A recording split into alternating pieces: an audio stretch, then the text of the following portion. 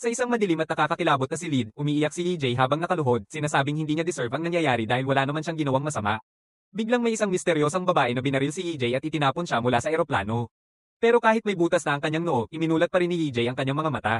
Nagsimula ang lahat ng ito 7 taon na ang nakalipas. Papunta si EJ noon sa isang panayam sa isang napaka-prestihiyosong kumpanya nang biglang may isang lalaking tumakbo sa gitna ng abalang kalsada at nabangga ng kotse. Nilapitan ni EJ ang lalaki para tingnan ang kalagayan nito, ngunit namatay ang lalaki habang nakakapit sa braso ni EJ, isang pangyayaring labis na nagpayanig sa kanya. Kalaunan, habang nasa panayam, kitang-kita pa rin na dinadala ni EJ ang kanyang trauma kaya hindi siya makasagot ng maayos.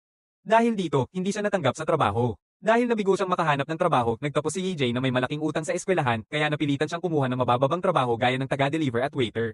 Hindi siya matulungan ng kanyang pamilya dahil patay na ang kanyang ama at ang kanyang ina ay isang janitress na matagal nang nagsakripisyo para mabigyan siya ng magandang edukasyon. Patuloy na nagpapadala si EJ ng mga resume sa iba't ibang kumpanya, ngunit paulit-ulit siyang nabibigo na makahanap ng regular na trabaho. Pagkalipas ng 7 taon ng pagtatrabaho sa iba't ibang part-time na trabaho, sa wakas ay nakakuha muli si EJ ng panibagong pagkakataon para sa panayam sa malaking kumpanya.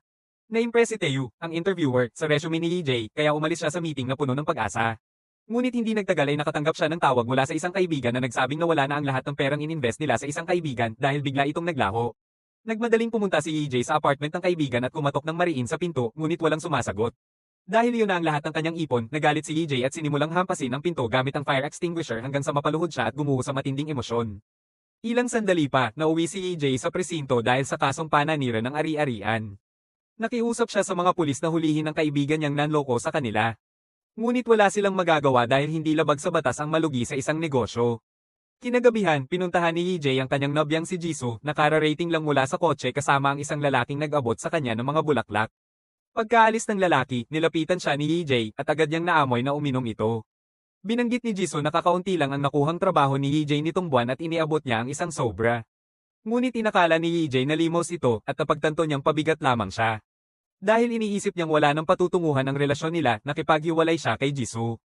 Ilang sandali pa, umuwi si EJ sa kanyang apartment, ngunit laking gulat niya nang madiskubreng pinaalis na siya ng landlord at kinupit pa ang deposito bilang pambayad sa mga hindi nabayarang upa. Ang lahat ng gamit ni EJ ay iniwan sa labas sa gitna ng ulan, kaya dali-dali niyang iniligtas ang kaya niyang mailigtas. Sa kasamaang palad, kaunti lang ang pwedeng maisilong at pagsapit ng umaga, marami na siyang gamit na nawala o nasira. Matapos matulog sa malamig na sahig buong gabi, nakatanggap si EJ ng mensahe mula sa kumpanya, hindi siya pumasa sa interview. Nagkaroon na naman siya ng matinding emosyonal na pagbagsak at sa sobrang desperasyon, nagpatiwakal siya sa gitna ng lungsod, binaliwala ang tawag mula sa kanyang ina. Pumikit ang lahat sa kadiliman ng ilang segundo hanggang sa mamulat si EJ at matuklasang nasa loob siya ng isang pribadong eroplano. Pagtingin niya sa kanyang refleksyon, natulala si EJ sa takot dahil nag-iba ang kanyang mukha. Sa sandaling iyon, napansin niya ang misteryosang babaeng nakaupo malapit sa kanya. Hawak nito ang kanyang sulat ng pamamaalam, ngunit bigla niya itong sinunog gamit ang mahiwagang apoy bago niya inalis ang kanyang salamin at lumantad ang kanyang makinang na pulang mga mata. Sa isang iglap, napadpad si EJ sa isang nakakatakot na silid kung saan may isang matayog na tore sa gitna ng pulang dagat at mga demonyong nagsisikap umakyat dito. Ibinunyag ng babae na siya si Kamatayan at dinala niya si EJ doon upang parusahan siya dahil nilapastangan daw nito ang kanyang kapangyarihan. Hinawakan siya ni Kamatayan sa leeg at itinapon sa gilid ng bangin, kaya't nagsimulang mag-abot at sumunggab sa kanya ang mga halimaw habang siya'y nahuhulog. Maraming nilalang ang nag-aabang sa kanya sa tubig, ngunit pagbagsak niya, bigla siyang nagising muli sa eroplano, suot pa rin ang ibang mukha. Naroon din si Kamatayan at ipinaliwanag niyang bilang parusa, mamamatay si EJ ng 12 beses pa. Ang kanyang kaluluwa ay papasok sa mga katawan ng 12 taong malapit ng mamatay at kahit saan pa siya mapunta, mamamatay pa rin siya. Ngunit kung sakaling makaiwas siya sa kamatayan sa isa sa mga pagkakataong iyon, pahihintulutan siyang panatilihin ang buhay na iyon. Wala nang pakialam si EJ sa mga kamatayang iyon dahil gusto na rin niyang matapos ang lahat. Ngunit matapos maglaho si Kamatayan, biglang pumasok ang eroplano sa isang matinding bagyo. Sa gitna ng walang malay na takot, isinusuot ni EJ ang life jacket at kinabit ang seatbelt habang lumapit ang flight attendant upang sabihing turbulence lang ito. Pagkalipas ng ilang minutong pag-uga, muling naging matatag ang eroplano at iniwan na si EJ ng flight attendant. Bagamat nitong lito pa rin, nagsimulang magmasid si EJ sa paligid at napagtanto niyang nasa katawan siya ng isang napakayamang tao. Bigla na lang may isang makinang na batong maliit na pumasok sa kanyang isipan at ibinunyag ang mga detalye tungkol sa taong kanyang pinapasukan. Ang taong ito ay ang CEO ng prestihiyosong kumpanyang inaplaya noon ni EJ at mayaman na siya mula pagkabata. Si Teo ang kanyang nakatatandang kapatid at magkakompetensya na silang dalawa mula pagkabata sa lahat ng bagay, pati kung sino ang mamumuno ng kumpanya. Dahil sa kanyang pagsusumikap, nakuha niya ang tiwala at basbas ng kanilang ama at sa huli ay siya ang napiling bagong CEO. Labis na natuwa si EJ sa marangyang pamumuhay na ito at nagpas siyang gusto niyang panatilihin ito. Ngunit sa mismong sandaling iyon, sumabog ang isa sa mga makina ng eroplano. Mabilis na bumagsak ang eroplano at kailangang iwasan ni EJ ang mga kasangkapang dumudula sa loob bago siya muling bumalik sa kanyang upuan at kinabit ang seatbelt. Sinubukan ng piloto na kontrolin ang eroplano ngunit nabigo ito at mabilis na kumalat ang apoy. Nabutas ang gilid ng eroplano dahilan upang masipsip palabas ang piloto at ang flight attendant. Wala nang nagawa si EJ kundi panoorin ang pagsabog na tuluyang lumamon sa buong eroplano. Nasunog siya ng buhay at namatay sa gitna ng apoy. Pagkatapos nito, nagising siyang muli sa madilim na silid, ngunit ngayon ay isa na itong tigang at walang buhay na lugar kung saan may isang nakakatakot na pinto na kumikislap at isang mesa ni kamatayan. Sa mesa, may isang orasan na nagbibilang ng natitirang buhay ni EJ. Habang nilalagyan ni kamatayan ng mga bala ang kanyang baril, ipinaliwanag niya ang ilang bagay, patay na ang mga kaluluwa ng mga katawang iyon kaya hindi sila ninanakawan ni EJ ng buhay, sa halip, binibigyan lang niya ng ikalawang pagkakataon ang kanilang mga katawan.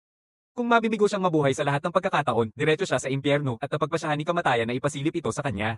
Hinawakan siya ni kamatayan at dinala sa likod ng pinto kung saan nasaksihan ni EJ ang mga bangungot na hindi niya kayang ilarawan. Paglabas nila, nagka-breakdown si EJ at tila bumalik sa simula. Hindi niya maunawaan kung ano ang kanyang nagawa para mapunta sa impyerno, kaya sinabi ni kamatayan na ang kasalanan niya ay ang matagpuan siya bago siya dapat matagpuan. Ibinunyag din ni kamatayan na depende sa kanyang mga aksyon, kung makaliligtas siya sa kahit isa sa 12 katawan, maaaring maiwasan ni EJ ang pagpunta sa impyerno. Nagpa siya si EJ na susubukan niyang mabuhay. Kaya't binaril siya ni kamatayan upang may padala siya sa ikalawang buhay. Nagkamalay siya habang nahuhulog mula sa isang eroplano, nasa bagong katawan na nakasuot ng sports jumpsuit, ngunit wala siyang parachute. Habang natataranta, napansin niyang may tatlong iba pang lalaking tumatalon kasabay niya na may dalang mga kamera. Isang lalaki ang sumalo sa kanya upang tulungan siya at sa sandaling iyon, muling pumasok sa kanyang isipan ng makinang na batong nagbibigay impormasyon. Ang katawan na ito ay pag-aari ng isang adrenaline junkie na mahilig sa extreme sports at nakagawa na ng maraming kakaibang hamon, kaya nakuha niya ang 4 na Guinness World Records. Ngayon, ginagawa niya ang isang hamon na binubuo ng paglundag mula sa 1,000 milya ang taas ng walang parachute upang makatapak sa isang safety net. Ipinapalabas ang kaganapang ito sa pambansang telebisyon at kapag nagtagumpay siya, bibigyan siya ng kanyang sponsor ng 3 bilyong piso sa cash. Ang alaala tungkol sa sponsor ay nagpapakita ng isang lalaking naglalaro ng lighter. Dahil sa ideya ng napakalaking pera, gusto ni EJ na matapos ang hamon, kaya itinulak niya ang tumutulong sa kanya at nagsimulang bumagsak ng mabilis. Nawala na ang orihinal na kaluluwa ng katawan pero napanatili ang mga kakayahan, kaya tiwala at excited si EJ. Ngunit nang marating niya ang kanyang destinasyon, hindi niya nataman ang net at nahulog sa lupa, agad siyang namatay. Muling nagpakita si EJ sa madilim na silid, sinasabi na hindi patas na tawaging makasalanan siya dahil wala naman siyang sinaktan ng siya'y nagpatiwakal. Tinawag siya ni kamatayan na makasarili dahil hindi niya kayang tanggapin na nakasakit siya ng ibang tao at binaril siya upang ipadala sa kanyang ikatlong buhay. Hindi nagtagal, nagising siya sa katawan ng isang teenager sa isang paaralan at napansin niyang may kaklase na natatawa sa video ng pagkamatay ng lalaking walang parachute. Napagtanto ni EJ na lahat ng buhay na ito ay nagaganap sa iisang realidad. Isinipin niyang saktan ng kaklase, ngunit sa mismong sandali ay pumasok muli sa kanyang isipan ng makinang na bato. Ang teenager na ito ay nawalan ng ama noong siya'y 5 taong gulang pa lamang at pinalaki ng kanyang ina na nag-iisa at masipag na nagtatrabaho para matustusan ang kanyang mga pangangailangan. Gusto ng bata na ipagmalaki siya ng kanyang ina, ngunit ayaw niyang pumasok sa paaralan dahil patuloy siyang ginagahasan ni Jinsang at ang kanyang mga kaibigan sa pamamagitan ng pananakit, pagnanakaw, at mga katawa-tawang biro gaya ng pagbuhos ng gatas sa kanya habang kinukunan pa siya ng video. Ngunit hindi niya ito ikinwento sa kanyang ina upang hindi siya mag-alala. Sa huli, pakiramdam ng bata ay naging impyerno na ang paaralan at ang kanyang mga nanguusig ay mga demonyo, kaya nagpa siya siyang magpakamatay. Napagtanto ni EJ na para makaligtas, kailangan niyang piliing huwag magpakamatay. Sa sandaling iyon, nilapitan siya ni Jinsang at pinaalalahanan siyang dalhan siya ng gatas bago siya saktan. Tumanggi si EJ na maging biktima at hinabol niya si Jinsang upang pagbagsakin gamit ang isang upuan. Sinubukan ng isa sa mga kaibigan ni Jinsang na pigilan siya pero mabilis itong pinigil ni EJ bago itulak si Jinsang sa bintana at pinilit na humingi ng tawad. Biglang may isang sumugod kay EJ at pinabagsak siya, si Taesok, isang malakas na teenager na agad siyang nilupig at binugbog. Pagkatapos, hawak ni Taesok at ang kanyang kaibigan si EJ para hindi makatakas at sinabayan ito ni Jinsang sa pananakit habang nanunood ang mga kaklase ng may takot. Dumating ang guro sa sandaling iyon kaya bumalik lahat sa kanilang mga upuan. Ngunit pagkatapos ng klase, hinarang muli ni Jinsang at ang kanyang mga kasamahan si EJ para bugbugin ulit siya. Sa huli, naisip na ni Taesok na sobra na ang nangyayari at pinakiusapan niya si Jinsang na huminto, ngunit hindi ito nagpaalala at nagpatuloy sa pananakit. Ngunit sa wakas ay tumigil siya nang makita ang babaeng gusto niya na nanunood sa kanila. Pagkatapos noon, pumunta si EJ sa bahay ng bata at nabigla nang makita ang mga larawan at mga tala ng ina ng bata na nagpabalik sa kanya ng alaala tungkol sa kanyang sariling ina. Madalas iiwan ng ina niya ang hapunan para sa kanya bago pumunta sa trabaho na labis siyang napapagod kaya minsan ay sama-sama si EJ upang tulungan siya bilang kapalit. Nang dumating din ang ina ng bata sa bahay, napansin niya na mas magalang na ang kanyang anak at muntik nang umiyak si EJ nang maalala muli ang kanyang sariling ina.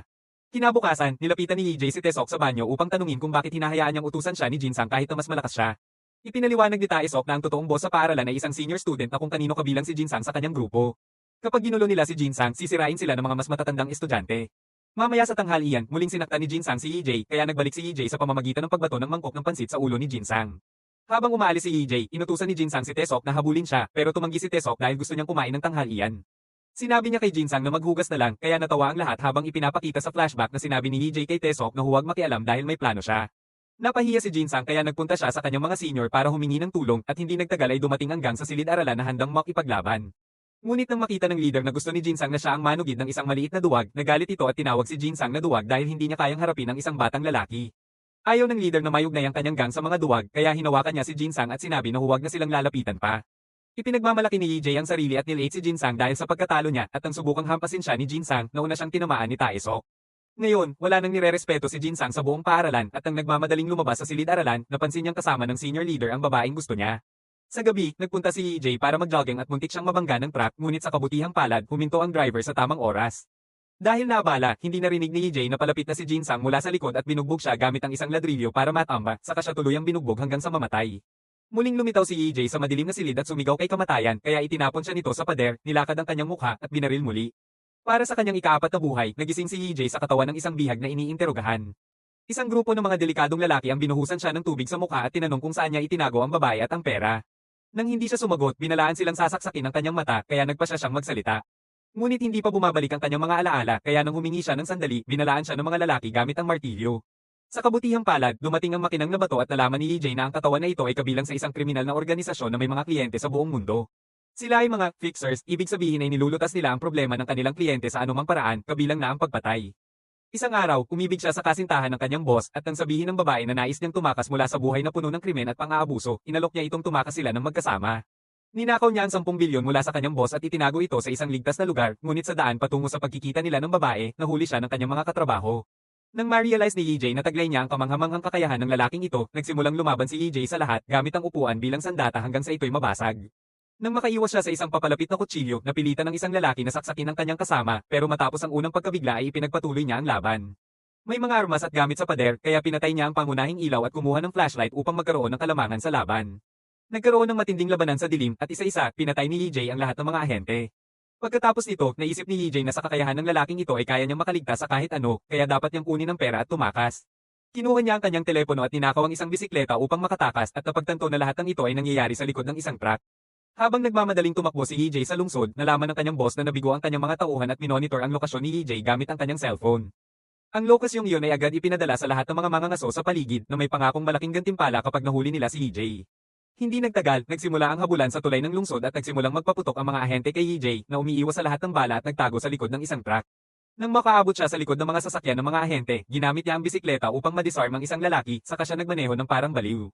Hindi tinamaan ng isa pang mangangaso ang kanyang mga tira at nasagasaan ng mga sasakyan na nagdulot ng maraming banggaan. Dumating din ang truck na nanghuli sa kanya at sinubukang harangan ng tulay, ngunit bumangga ang mga sasakyan dito at nagdulot ng pagsabog na sinabayan ni Yi Jae ng isang talon para lampasan ito. Pagkatapos niyang iwan ng tulay, ilang mga motor at isang pulis na sasakyan ang sumunod sa kanya.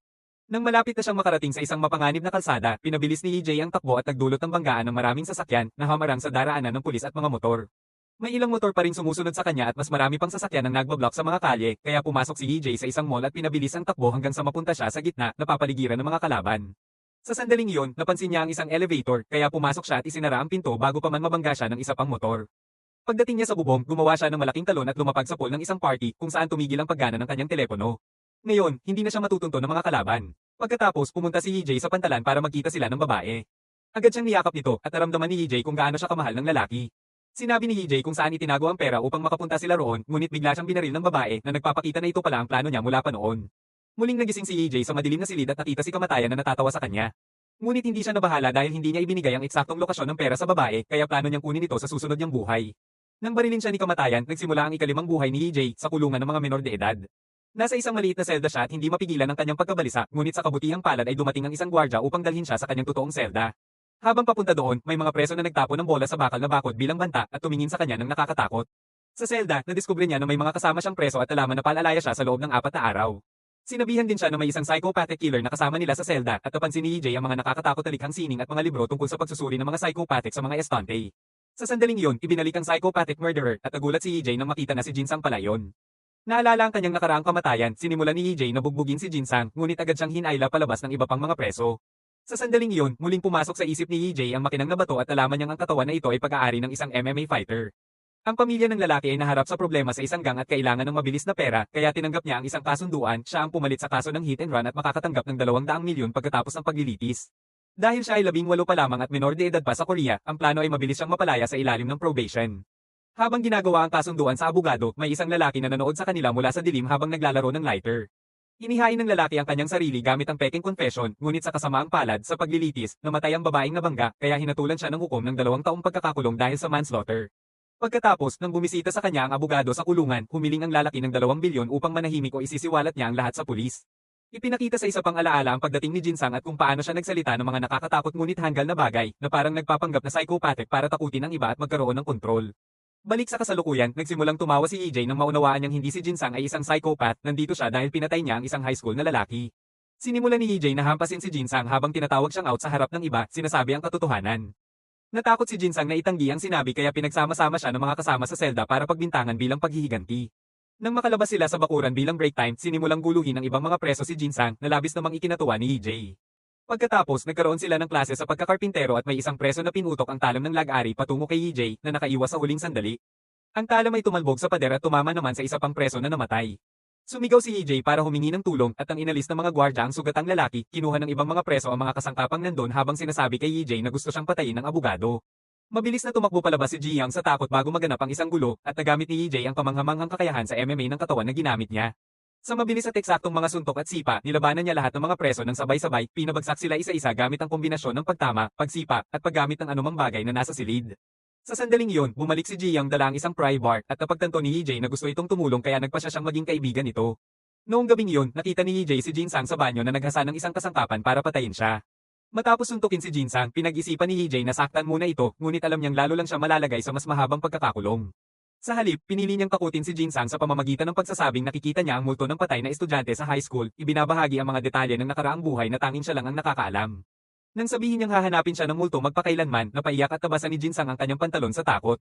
Sa wakas, dumating na ang araw ng pagpapalaya kay EJ at bago siya umalis, binigyan niya si Jinsang ng gatas, sinasabing ipinadala iyon ng multo. Sa labas, naghihintay ang abogado na may dala-dalang pera, pero tinanggihan ito ni EJ, sinasabi na gusto niyang mamuhay ng malinis mula ngayon. Makaraan ng ilang panahon, nakarating siya sa pantalan at natagpuan ang perang itinago niya sa nakaraang buhay na hindi niya alam na may sumusunod sa kanya.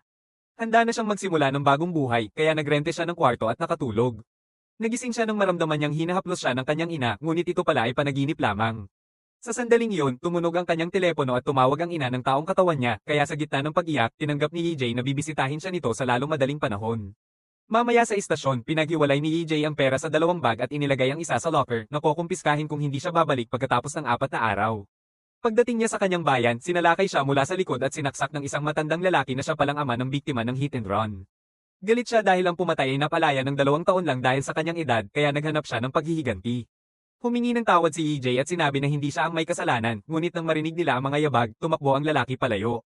Biglang dumating si Ji Young at tumakbo upang tulungan siya, pero bigla rin itong kumuha ng kutsilyo. Sa araw ng laban, lumabas siya para maghanap ng sandata para patayin si EJ kapalit ng gantimpala mula sa abogado, pero pagbalik niya, tapos na ang lahat kaya nagpanggap siyang mabait. Sinubukan ni EJ siyang suyuin, pero hindi naniwala si Ji Young na may pera siya kaya paulit-ulit siyang sinaksak. Hindi nagtagal, namatay si EJ habang tumutunog ang telepono, may tawag mula sa ina. Muling nagising si EJ sa madilim na silid at nagpalitan lang sila ng ilang salita ni kamatayan bago siya muling barilin. Sa kanyang takot, nalaman niyang nagsisimula ang kanyang ika-6 na buhay bilang isang sanggol. Nagsimulang umiyak si EJ sa gitna ng isang restoran kaya humingi ng paumanhin ang ina sa lahat at dinala siya sa kanyang kotse. Doon ipinakita ng ina ang kanyang tunay na mukha, nagalit at sumisigaw sa sanggol dahil abala siya. Dahil siya ay nasa katawan ng isang bagong silang na sanggol na walang mga alaala, hindi dumating ang makinang na bato. Dinala ng ina ang sanggol sa kanilang bahay at pabaya niyang itinapon ito sa sofa kung saan siya maingat na kinuha ng ama. Akala ni EJ na mas mabait siguro ang lalaki, pero di nagtagal ay ipinakita rin ito ang kanyang tunay na mukha, nagdala siya ng mga pagkain na paso na at nang tumanggi si EJ na kainin ito, nagsimulang sumigaw at mang-insulto rin ito. Sa sandaling iyon, dumating ang isang pulis kasama ang isang social worker na nakatanggap ng ulat tungkol sa posibleng kaso ng pang-aabuso. Pumasok sila at sinubukang tingnan ang katawan ng sanggol pero pinaloob sila ng ama at ipinakita ang kanyang business card, pinatutunayan na isa rin siyang social worker para sa child welfare. Nagpaumanhin ng dalawa sa hindi pagkakaintindihan at umalis kaya nagalit ang ina at itinapon ng sanggol sa sahig bago siya patayin gamit ang unan. Pagdating niya sa madilim na silid, ipinaliwanag ni kamatayan na minsan kahit ang mga sanggol ay walang pagkakataon, kaya hindi dapat ipagwalang bahala ni EJ ang buhay, saka siya binaril. Nagsimula ang ikapitong buhay ni EJ sa labas ng istasyon ng tren at gamit ang telepono sa kanyang bulsa, napansin niyang malapit na mag-expire ang locker niya. Nagmamadali siyang pumasok sa istasyon, nabangga ang maraming tao at naabot niya ang mga locker bago pabuksan ng mga empleyado. Matapos makuha ang pera, nakita ni EJ ang kanyang refleksyon at nadiskubre na ang bagong mukha niya ay makikita sa mga patalasta sa paligid ng istasyon. Pumasok sa kanyang isipan ng makinang na bato at nalaman niyang nasa katawan siya ng isang modelo na sikat mula pa sa high school. Madali niyang nakuha ang karera sa pagmomodelo dahil sa kanyang hitsura at ngayon ay mayaman siya dahil dito. Masaya, pumunta si EJ sa kanyang bagong bahay at nadiskubre niyang napakaayos nito, kaya sabik siyang panatilihin ang buhay na ito. Nakita rin niya ang isang pahayagan at nalaman na nahuli ang mga magulang ng sanggol dahil sa pagpatay. Nasa balita rin ang pagkamatay ng MMA fighter at ang mga aksidente sa trapiko mula sa habulan gamit ang bisikleta, ngunit walang nakakaalam kung ano ang naging sanhi nito. Pagkatapos, tumawag ang isang kaibigan at inimbitahan siya sa isang VIP party, kaya nagpa siya si EJ na sumama. Uminom siya ng marami dahil iyon ang nakasanayan niya, pero magaan ang katawan ng modelo kaya mas lasing siya kaysa sa inaasahan. Sa party, nagulat siya nang makita si Taeyu, na ngayon ay CEO na dahil sa pagkamatay ng kanyang kapatid. Kinabukasan, natulog ng sobra si EJ dahil sa hangover, kaya ang kapatid niya sa buhay na ito ang kailangang magising sa kanya. Magpupunta ang lalaki sa USA ng isang linggo at nangako ang modelo na aalagaan ang kanyang kafe, kaya may bago ng trabaho si EJ. Sa unang araw niya sa trabaho, pinag-iisipan na ni EJ na isara na lang ang kafe pagkatapos umalis ng kapatid niya. Ngunit nagulat siya nang makita si Jisoo na pumasok. Habang nakatitig siya ng humahanga, naalala ni EJ ang lahat ng mga espesyal na sandali nila at ang araw na nagkita sila nang tinangay ng hangin ang mga papel ni Jisoo at nakuha niya ang mga ito. Nangangamba si EJ habang iniabot ang order kay Jisoo kaya nanginginig ang mga kamay niya. Ipinaliwanag ng kapatid niya na araw-araw itong pumupunta sa trabaho at nananatili hanggang sa magsara ang kafe at isa rin itong inilathalang manunulat. Dahil sa pagkamausisa, hinanap ni EJ ang pangalan niya sa internet at nalaman na nanalo siya ng isang paligsahan sa pagsusulat at nakakuha ng kasunduan sa paglilimbag. Nang matanggap niya ang kanyang gantimpala, pinasalamatan niya ang kanyang kasintahan sa palaging paniniwala sa kanya. Ang sobre na sinubukan niyang ipakita sa kanya noong araw na iyon ay hindi pity money, iyon pala ay ang kanyang premyo. Dahil sa guilt, dali-daling pumunta si EJ sa bookstore para bilhin ang libro ni Jisoo dahil naalala niyang sinabi nito na inilalagay niya ang kanyang mga personal na karanasan sa kanyang mga kwento. Habang binabasa ang nobela, natuklasan niyang marami sa mga pangyayari sa kwento ay tumutugma sa kanilang mga sandali, tulad ng araw na nagselos siya sa katrabaho ni Jisoo at nagsabi silang, "Mahal kita," sa isa't isa. Habang umiiyak, napansin din ni EJ na nagbebenta ang bookstore ng mamahaling panulat na ipinangako niyang ibibigay kay Jisoo balang araw. Binili niya pala ang panulat ng lihim at inukit ang pangalan ni Jisoo dito, ngunit nawala ito nang inilipat niya ang lahat ng kanyang mga gamit sa ilalim ng ulan. Pagkaraan sa kafe, dumating ang lalaking nakita niya noong nakaraang araw na may dalang bulaklak kasama ang isang babae at isang batang babae na tinatawag si Jisoo na, "Tita." Naramdaman ni EJ na parang tanga siya nang ma-realize na kapatid pala iyon ni Jisoo, kaya nagpasya siyang panatilihing bukas ang kafe buong linggo para lang sa kanya. Kinabukasan, tinanggap ni EJ ang order ni Jisoo ng mas kalmado at binigyan siya ng cake na libre, sinasabing siya ay tagahanga ng kanyang libro. Nagpanggap din siyang may ideya para sa isang kwento, ikinwento kay Jisoo ang tungkol kay Lady Death at lahat ng mga buhay na pinagdaanan niya na parang nangyayari lang iyon sa isang karakter. Pagkatapos, hiningi ni EJ na pirmahan ni Jisoo ang kanyang libro at nagulat siya nang makita na hawak nito ang inukit na panulat. Lumabas na kinuha ng ina ni EJ lahat ng gamit niya pagkatapos ng kanyang pagkamatay at ibinigay ang panulat kay Jisoo pagkatapos ng libing. Sa mga sumunod na araw, patuloy na pumupunta si Jisoo sa kafe at nauupo si EJ kasama siya upang magkwentuhan ng ilang sandali. Isang gabi, nagtatanong si Jisoo kung bakit hindi pa dumarating sa ina ang bida sa kwento, at sabi ni EJ na masyado itong masakit. Hindi nagtagal matapos siyang umalis, nakakita si EJ ng mga pulis na dumaraan at narinig mula sa isang kliyente na isang regular na customer ang naaksidente. Inakala niya ang pinakamasama kaya dali-daling tumakbo si EJ sa kalsada at sumigaw nang makita ang dugo sa daan, kaya kinailangan siyang pigilan ng mga pulis. Sa sandaling iyon, nakita ni EJ si Jisoo sa gitna ng tao at kumalma siya. Nilapitan siya ni Jisoo upang pasalamatan siya sa sobrang pag-aalala at ibinahagi na ganoon din ang naramdaman niya nang makatanggap ng tawag tungkol sa pagkamatay ng kanyang kasintahan hanggang sa nagkaroon siya ng breakdown sa resepsyon ng ospital. Kinabukasan, binisita ni Jisoo ang lugar ng pahingahan ni EJ at umiiyak habang sinasabi na nami-miss niya ito na pinanood mula sa malayo ni EJ. Pagkatapos umalis si Jisoo, naglakas loob si EJ na lapitan ng kanyang sariling memorial, ngunit bigla siyang nabangga ng kanyang ina. Nagpanggap si EJ na para sa ibang tao ang dahilan ng kanyang pagpunta at umalis sa silid, hindi na niya kayang kausapin siya. Pinanood niya mula sa malayo habang nililinis ng kanyang ina ang memorial bago tumakbo ito papuntang banyo para umiyak ng todo. Dahil hindi niya na matiis, tumakbo si EJ palabas at nagkaroon ng breakdown. Pagkatapos, sumulat si EJ ng liham para sa kanyang ina na nagpapanggap na isang kaibigan, sinasabi na iniwan ni EJ ang pera para sa kanya pagkatapos ng kanyang pagkamatay. Pumunta siya sa kanyang lumang bahay at iniwan ng liham kasama ang bag ng pera mula sa kanyang ibang buhay, at dali-dali siyang tumakas nang makita ang kanyang mga lumang larawan. Sa kalsada, biglang nahulog ang isang karatula mula sa mga bisagra nito at tumama kay EJ, na agad niyang ikinamatay, ngunit lumalabas sa panaginip lang iyon. Kinabukasan, pagkatapos ng isa pang hapon ng pakikipagkwentuhan kay Jisoo, inalok ni EJ na ihatid siya pauwi, naaalala ang mga panahon na magkahawak kamay silang naglalakad. Dahil sa dami ng emosyon, sa wakas ay inamin ni EJ ang buong katotohanan sa kanya habang ipinapakita ang ilang mga flashback kung paano niloloko siya ni Jisoo sa opisina dahil nakikipag-date siya sa isang waiter. Ngunit ipinakilala ni Jisoo ng buong pride si EJ sa kanila, hindi pinapayagang insultuhan ng kanilang relasyon. Humingi ng paumanhin si EJ kay Jisoo dahil iniwan niya ito, ngunit bago siya makariyak, bigla silang nabangga ng isang marangyang sasakyan. Agad namatay si Jisoo, ngunit buhay pa si EJ at nakita niya ang mukha ng driver, si Taeyu. Naintindihan ni EJ na siya ang lalaking may lighter at konektado ito sa bawat buhay na pinagdaanan niya. Nasa sasakyan din ang abogado ngunit tumakas ito nang makita ang mga bangkay at nang makita ni Taeyu na buhay pa si EJ, nagsuot siya ng guwantes para tapusin ito. Hindi nagtagal, nagising si EJ sa madilim na silid, at sobrang galit siya kaya dali-daling kinuha ang baril ni kamatayan at binaril siya sa ulo. Please subscribe and turn on notifications for more videos.